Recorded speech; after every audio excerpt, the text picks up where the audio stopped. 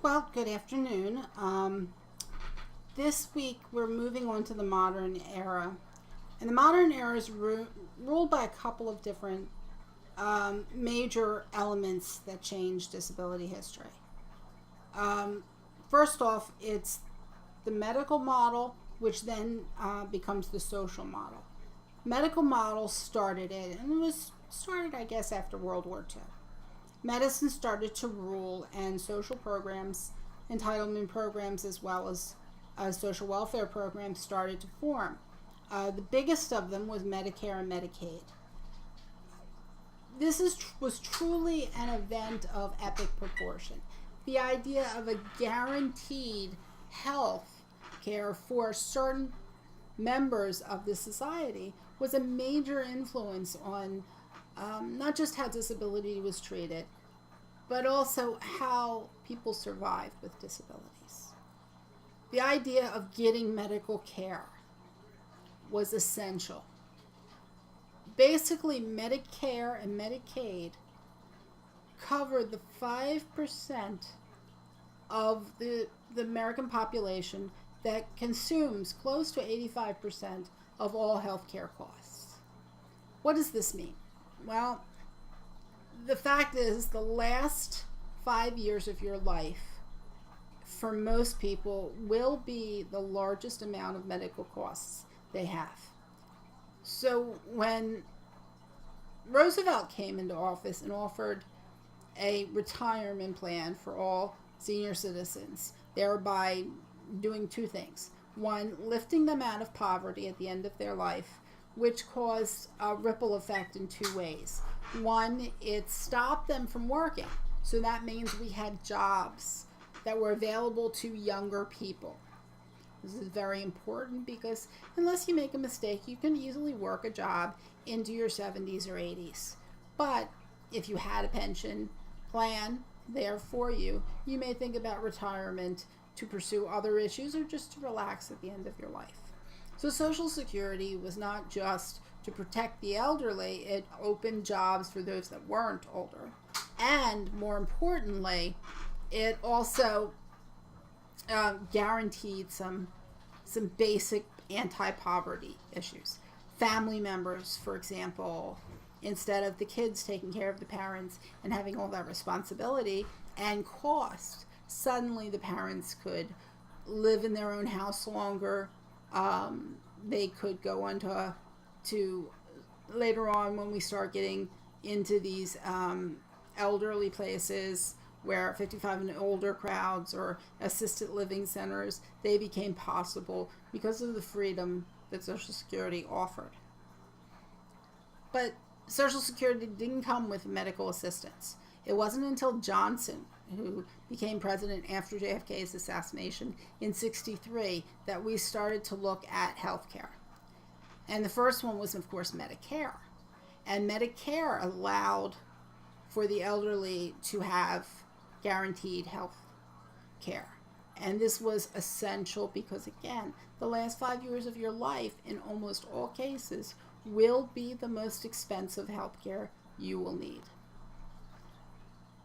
But then Johnson went a step further. In his Great Society, social welfare programs, he introduced, of course, food stamps, welfare, but most importantly, Medicaid. Medicaid became a very essential part of the entitlement and social safety net.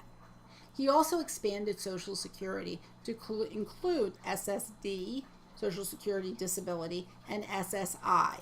SSI is a Social Security system to the severely disabled that are disabled before age 18. This gave a level of comfort to them. It helped end the institutional care model because suddenly people could afford to keep their severely disabled children at home because they were bringing in some money. So there was a lot of good positive elements to SSI. SSD, sorry about that, didn't mean for my light to go away. SSD is Social Security Disability Insurance. What does that mean? Well, that means that if you get disabled before age 65, but after age 18, you could be eligible to collect your Social Security early. And this also becomes a major element in society as people that became disabled became less of a burden to their families due to the fact that they were collecting in Social Security, and they also were able to stay out of institutional care. We also had Medicaid. Now, Medicaid's primary function when it began in Johnson's era was its benefit entitlement to nursing home care. Nursing home care was a new medical assistance program in the 60s, which at first really was positive. It was this idea that those who were sick and elderly would be cared for in a home-like environment with skilled nursing care. Not an institution, not a school for the severely disabled, but a home-like care with nursing, skilled nursing. Now, unfortunately, as the years went on, nursing homes became closer and closer to corporate models and therefore more institutionally based. Their beginning was meant to be a home-like environment, but that home-like environment was soon replaced by an institutional care system, which later on gets taken care of, and we'll come back to that in a few minutes, because things really start to happen after the 60s. The 60s also started a movement towards education and lots of other programs. We had not only the Social Security models infusing money and at-home care for the disabled. We also had the Veterans Care movement. And the VA movement was essential to disability history because the VA movement gave money for rehabilitation. The VA didn't model their care system only on the medical model. The medical model says treat the disease first, and that all the gatekeepers must be doctors. The social model started to say, let's see how we can overcome the disability by adapting the individual and society to the individual's needs. Well, that comes out of the VA system because the VA knew they were taking care of men who were soldiers, oftentimes were heads of household. These soldiers deserved, for their sacrifice, an adaptation of their care so that they could live the way they did before their military service. So it started to become essential. The military started to put, the VA system started to put a lot of money into rehabilitation. They came up with better prosthetics. They came up with wheelchairs, and then motorized wheelchairs. And then they started moving into adapting cars, universal care, universal access. Then they started moving into schools and trying to push colleges to accept veterans so that they could adapt to a new lifestyle.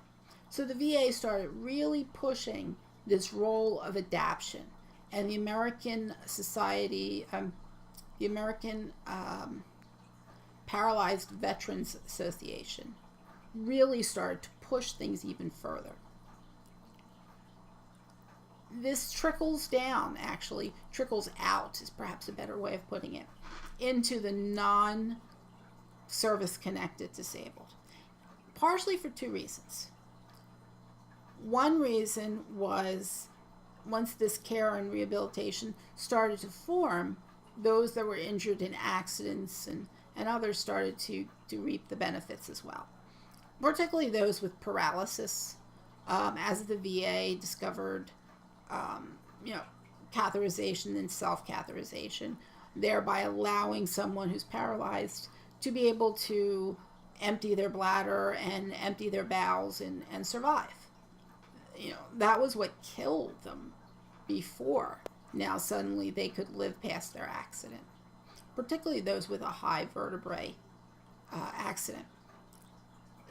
service dogs and dogs for the blind started to come out of the veteran system as soldiers who used dogs for military use started to see the possibility of transferring them to domestic use. And the dogs started to become leader dogs and guide dogs and eventually service dogs and hearing dogs. So all of that was positive elements. And then in 74, I think, is when it first started. You saw some of the videos of Willowbrook. The breakdown of institutional care started. As that video in Willowbrook that Geraldo Rivera did shows, there was a movement not only to get rid of those schools and institutional care, but to allow individual parents to continue to care for their children at home, their severely disabled children at home. One of the big elements then became the Education of All Handicapped Children Act of 75. And what that basically did is that gave schools a push towards mainstreaming children within the school district rather than sending them to institutional school systems like Willowbrook. And you saw this doctor in California tell Geraldo Rivera that that is the movement that we should push for, trying to keep these severely disabled, in that particular case he was talking about, those with cognitive disabilities. Tried to keep them home and keep them become members of society. And one of the things that we discovered by doing that, particularly with MR cases in the form of things like Down syndrome, which we found that those children with Down syndrome, the sooner they're given stimulation, physical, verbal, oral, all of the stimulation you could possibly bring to them, sometimes even before they are born, the less cognitive disability they have. Now, I also said the VA had a role to play in this as well. And the role was that because of the way war was fought, particularly Vietnam, the use of chemical agents like Agent Orange, which had 4 or 5 sister chemicals, Agent Pink and so on. Not only did they sometimes disable the veteran, but they had the veteran lineage become disabled. So a lot more veterans started having children with disabilities. Again, the push started coming. In 1983, I believe, or around that time, they pushed the veterans' healthcare system, TRICARE, for the most part. There are others as well, but the system of at-home care for veterans, their privatization plans, into covering their children with disabilities, because there was a certain culpability that the American government took for their disabled children. That again pushes further the integration and mainstreaming. In 75, we had the Education of All Handicapped Children Act, which basically forced schools to start to accept children with disabilities.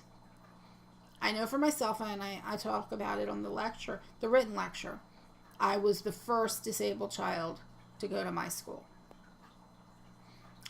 Every year for the first 5 years, they tested me with an IQ test to see if I could still stay in the school. Now, I attended kindergarten already knowing how to read, because I didn't have a lot of other things to do in my life. Reading and education really became a factor for me that I pushed. So, the idea that my intellectual level wouldn't fit became apparently, not a problem. And eventually the school had to stop trying to kick me out and just accept me as a student. And that worked for a little while. There was still some issues, some problems, but every year it kind of got better. And once the school decided to mainstream, it started to exponentially grow. And soon we had more and more disabled students attending our little school, because parents with disabled children would move into our neighborhood just to go to that school because it was integrated. Mainstream. Mainstream gets pushed further and further now. Then we added special education, the IDEAs, where we individually developed educational programs for disabled children. Like when I went to school, I had a choice. I either acted like all the rest of the students, or I had to go to a special school. Now, if I were to attend school, I would have, during the school hours, physical therapy and other programs to help my physical body as well as my education. That didn't exist in the late 70s, but we've really expanded. Again, the social model hitting and spreading. And then that plan, that's such an important element to Medicaid that Johnson produced, that guaranteed nursing home care. Suddenly that became an area not of improvement in safety, but an area of sorrow and destruction. It became the new institutional care. So the disabled at this point were starting to be educated. We're starting to form groups. We're starting to push the government, some with voices that would be listened to. And eventually this leads to the Olmstead Act, which started as a lawsuit and then became a piece of legislation. The lawsuit first. The lawsuit argued that under the equal protection of the Constitution, there should be a choice in nursing home care.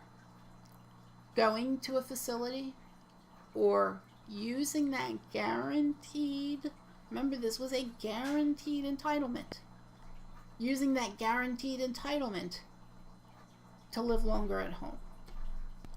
This was major. The Supreme Court agreed that guarantee should not be limited only to institutional care, but there needed to be some community care equivalent. Well, each state had a certain length of time to start to put one together. New Jersey's became the personal preference program. What does that mean?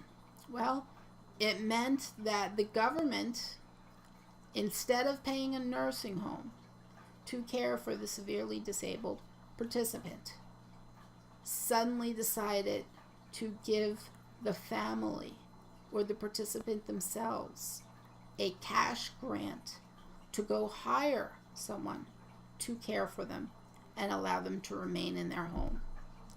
This was a major development among the disabled. It meant that families could stay together. It meant that mothers and fathers could decide to stay at home and raise their children and be paid for it. It allowed adults to have their husbands or wives get paid to care for them, or sons or daughters in some cases. It was a huge, huge breakthrough that allowed the disabled to remain in their community, that didn't separate them. Because here's one thing we learned about institutional care. Whether that institutional care was a nursing home or a special school or an institution, what it did is it separated. Once you separate a segment of society, you stigmatize them to the point that they can easily be treated as non-human. Whenever we start to isolate a portion of society and then start to take away their humanity, we open up the arena for those individuals to not only be stigmatized, but brutalized.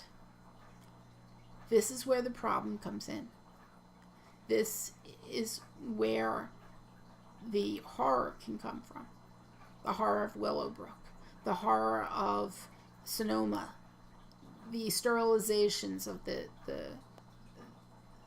the disabled. The tests, like the North Carolina one that I had a link for you guys to look at, where they had a program allowing them to take these severely disabled children and experiment with them with things like radioactive saline in their brains and so on. That happens when you separate individuals from the rest of society. But when they're integrated, many times in classrooms at the very beginning of a child's education, in pre-K and in Head Start, children grow up seeing the disabled child sitting in the same room with them in their education. Their treatment and understanding of disability changes from that point on. The disabled become human. They become a part of society. By educating and mainstreaming, America forever changed. We're celebrating, in fact, as I'm recording this today, it is in fact today the anniversary. I think, geez, how many years is it now? I've been like seeing it on Facebook all day, so let me see if I can find it. I think it was actually a fairly long, 24th. Wow, next year's going to be the 25th anniversary of the ADA. The ADA.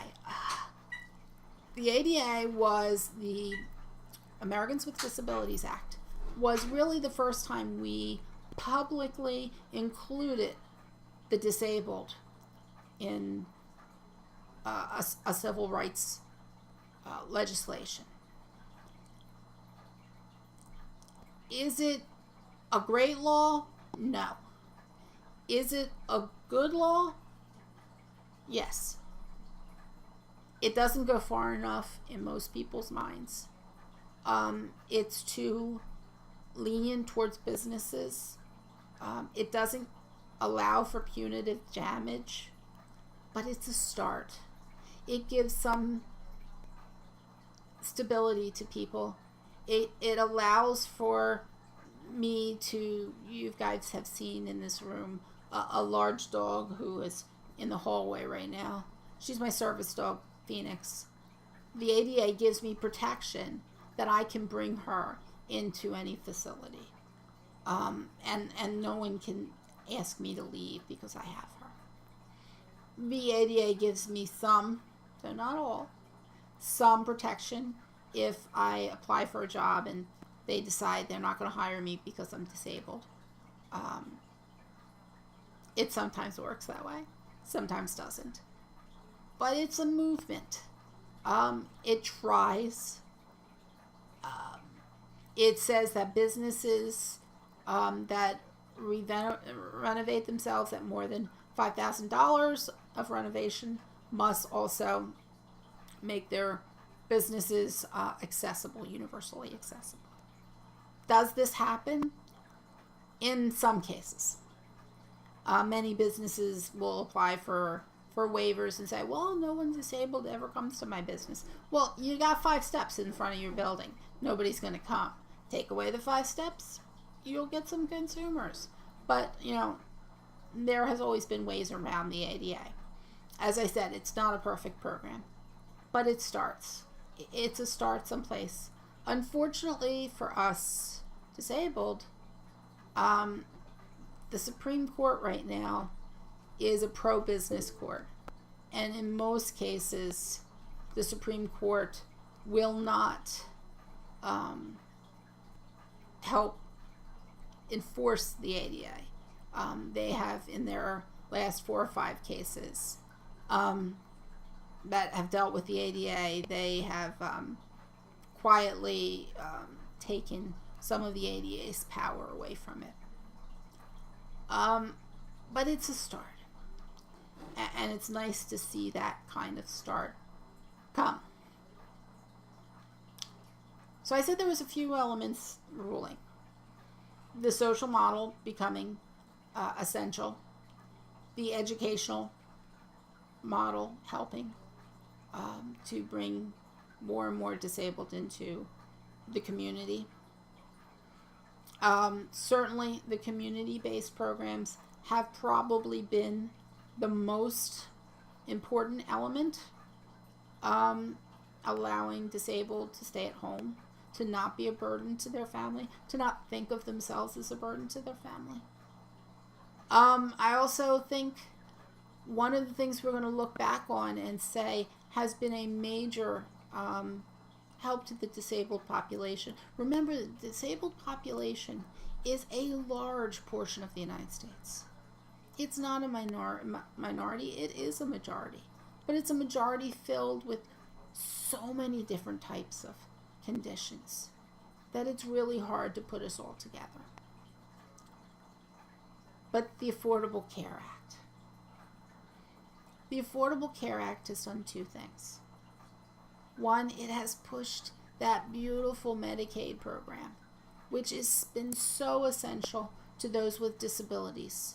It has pushed that further and further so that it covers more people and requires less poverty. Because America is a big thing about the deserving poor. We give only entitlements to people that are very poor and will have to have them. We can't offer, medical help to people that are wealthy. Well, what's wealthy? When you're sitting, back up a little bit here for you guys. This is my wheelchair. Does all kinds of cool things. Let's see if I can it doesn't really show it too much on the screen, but I can recline. I can tilt. You can see that. This chair allows me to relieve pressure so that I don't get pressure sores. Right now I have an infection, so I have a port in my chest that allows me to get medicine in an IV style without having to be in a hospital. Do it at home.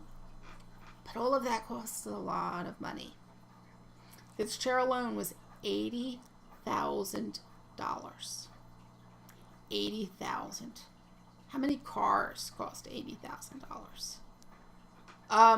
So what does that mean? Well, it means I need help paying for these kinds of things unless I'm extremely wealthy. A friend of mine has a prosthetic leg.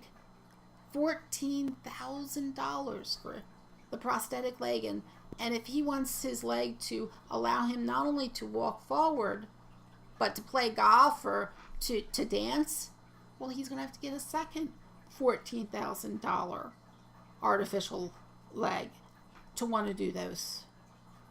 So now his artificial leg is up to almost $30,000. So one of the things that happened is Medicaid is expanding the use of it. Not only did we have the the Affordable Care Act, which I'll explain how they expanded Medicaid, but we also got a program called, in New Jersey, it's called Workabilities. Each state has its own. In New Jersey, what we've said is if you're severely disabled, and you have to prove you're severely disabled, which means a total loss of one or more life function, they will allow you to continue earning money up to $50,000 and keep your Medicaid. Because Medicaid isn't just an insurance program. It's a social care program. Remember, the social model started pushing in. That community-based care element doesn't exist in normal health care. But Medicaid covers it. So Medicaid allows me to hire an aide for 40 hours a week to help get me up in the morning, to help put me to bed at night, to help me dress, to help me eat. All those items that I can't do on my own. But I can teach. I'm here in front of you guys. I wrote the Blackboard programs that you've been reading, the lectures and the quizzes and all of that. I've done that. I did the research to begin with. I grade your papers. I grade your journals. All of those things are within my ability, even though I can't feed myself or dress myself. I can work. There's nothing that says I can't be a professor, except the loss of Medicaid. That's a program I can't afford to lose because it's such a major element of the disabled world. It covers our home care. It covers our wheelchair. It covers our wheelchair repairs. These things break down. My wheelchair breaks down. I can't function. I have in my throat there a scar. Don't know if you guys can see it or not. From a trach. 8 weeks I spent on a ventilator. I might not have gotten off my ventilator, but I could have still taught. So, I can work. I can be useful. Medicaid used to be a program only for those that couldn't work, that couldn't be useful in the utilitarian sense. But we've expanded it. We've allowed it now, in the case of the disabled, to cover them up to $50,000. In the case of the not severely disabled, we've expanded them up to $32,000 CARE Act. What does that mean? Well, again, medicine's role in our lives have become much more intense. I know someone who has chronic cancer. She has been treating her cancer for over 10 years. She works every day. She is a completely functioning human being. But she needs chemotherapy. She needs to have a Portner test. She needs all the medical issues that go along with treating cancer as a chronic condition. She would need something like Medicaid, or what the Affordable Care Act offers, in the sense of not being able to cap out an insurance. Yes, she costs money to keep alive, but she's a completely integral part of society. So again, we're seeing a different form of disability emerge. Medicine is important. It is a major function in her life. Therefore, she needs to have a major way of paying for it. Medicaid is slowly growing into our universal health care system. I will predict to you now, sorry all of those of you among you who might be conservative and don't believe in universal health care for some odd reason, even though basically the Affordable Care Act is the Republican version of health care that Bob Dole put out in 1924 or 1940. Yeah, let's try this one more time. 1994, as an opposite idea to Hillary Care. And Hillary Care, for what it was Medicare for all. But Medicare doesn't pay for everything. Medicaid for all is, I think, Obama's eventual hope. And I will predict to you guys now, within the next 25 years, Medicaid will expand to cover every American, because it's a good program, and good programs survive. So what am I leaving you with? Well, we still have some more work we'll be doing. This is week 5. I think we have one more week after this, which on your syllabus, you don't have much listed under week 6. You're going to be reading the epilogue of the disability history piece, and your third paper will be due. There's quite a bit of links that I will have on that. And I will produce another lecture for you, because, I know you love my lectures. That's a tease. I know you probably don't love my lectures, but I try not to make them too long. But we will be talking about pop culture and disability, as well as humor and the ultimate taboo, sex and disability. So those are going to be our 3 focuses for next week. You will have your 3rd paper due next week. There had been some issues with your 2nd paper. Not that your paper was bad, but what I found troubling was Turnitin didn't push the peer reviews the way it was supposed to be set up. I don't know what went wrong, but Turnitin has sometimes its own mind.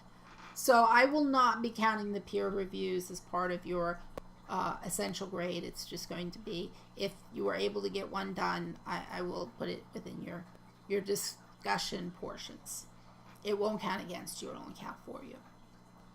I apologize to those of you who tried to get it but turned it in and didn't cooperate. Some of you asked me what you might have done wrong. I can't turn it in the way you guys see it, so I really don't know what it did. I know how I set it up, but it didn't seem to follow my instructions, so there you go. I don't know what to tell you. You will have a discussion in a journal this week. Next week, you're going to have 2 discussions. One of those discussions is going to be, what did you think about the class and so on. I know you'll be doing on IDEA, but that doesn't tell me as much as if I just ask students what you thought about it. What you thought about the book, what you thought about the lectures, so on and so forth. There will be a quiz. Next week there will be a final exam, not a quiz, which means next week's will cover from week 1 all the way through. It'll be longer, probably will be split into 2 quizzes. One quiz will be multiple choice and so on, be graded right away like your quizzes often are. The other one will be all essay questions, and it'll take me forever to grade it, but I promise to get it done within a couple of days. There's only 13 of you. I should be able to do it. So, as I said, for this week, you were looking at some of the progressive nature. Next week, we're going to look at some of the social progressives issues. Enjoy the anniversary of the ADA. Enjoy looking at a lot of the links I have. If some of the links did not work, I apologize. Please tell me. Maybe I can find a different version or so on. If you are able to, I would recommend highly checking out the film The Music Within. And I'll put up a trailer to it on this week's folder. It is a account of the ADA and how it was created. It's a well done film. It's not perfect, but it's nicely done. It's a little too nicely done, to be honest with you. The ADA was much more complicated and nasty than the film portrays. But it gives a hint. There's also a wonderful documentary. I believe Stockton has it. They bought it for me. About the it's from Point of View, I believe, by PBS. I'll put the trailer link in. It's called The Independent Rights Movement, and it is a documentary really telling the tale of how the independent living movement started. Might be the independent living movement. Like I said, I'll place a trailer on there. It is not available. I believe it's not available to watch on anything. I don't know. I'm going to double check Amazon. PBS didn't have it streaming yet. They promised they would, but it's not up there yet. I will look and see if I can find it. If not, if anyone else does get a chance to find it, it is a really nice documentary of the little bit harder road of the ADA, including a wonderful discussion that Senator Tom Harkin has about one of the really prominent politicians in disability history, which was Ted Kennedy. The Kennedys as a whole were very powerful in most disability rights. Their sister Rose was born with a cognitive disability. Their father was convinced by doctors at the time to try this new treatment on Rose, which was a frontal lobotomy. Idea was that removing bad brain tissue would allow good brain tissue to replace it. Well, you and I both know enough about the brain that you know that did not work. And Rose went from mildly retarded or mildly cognitively disabled to severely cognitively disabled. It crushed her mother and affected every Kennedy. Eunice Shriver took the pain of her sister's life and produced the Special Olympics. It was Robert Kennedy that Geraldo Rivera went to about Willowbrook. And the first time before Geraldo, Kennedy had tried to shut it down. After Geraldo came, he did. Well, not him, but Ted did. Ted really had always tried to push anything he could, the ADA as well as others. And he had a major, major influence on the ADA. Kennedys as a whole have had a major influence, though they tended towards dealing with those with cognitive disabilities. They never turned away from any of them. And they certainly were one of the greatest political helps to the disabled community. I'm going to leave you guys with that. We'll also say that Tom Harkin's retirement this year is devastating to the disabled community, as he was such an important person. So was John Kerry. And now we have Tammy Duckworth, as well as a few others that really do help, but no one on the level of Tom Harkin. I will talk to you next week. Have a good weekend.